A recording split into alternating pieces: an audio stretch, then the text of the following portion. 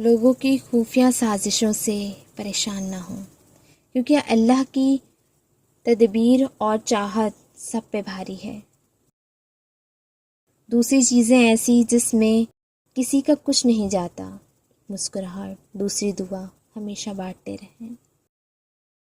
اپنے ارادوں میں مخلص رہو، تم اللہ کی مدد کو اپنے ساتھ پاؤ گے۔ رشتہ ہمیشہ وہی کامیاب ہوتا ہے جو دل سے جوڑا جائے، فرصت یا ضرورت سے نہیں۔ اگرچہ وقت مرہم ہے مگر کچھ وقت لگتا ہے۔ زندگی کے آدھے غم انسان دوسروں سے غلط توقعات کر کے خریدتا ہے۔ بانو قدسیہ فرماتی ہیں، مذاق تو وہ ہوتا ہے جو برا ہی نہ لگے، لیکن کسی کی دل جوئی کر دینا مذاق نہیں ہوتا۔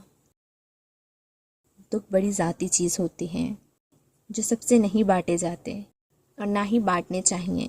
یہ بس ہمارے ہی ہوتے ہیں اور ہمارے ہی رہتے ہیں۔ بعض لوگ اپنے بڑے بڑے دکھ چھوٹی چھوٹی باتوں کے بہانے رو کر بہا دیتے ہیں، اور دیکھنے والے کہتے ہیں پاگل بھلا، چھوٹی سی بات پہ کون روتا ہے۔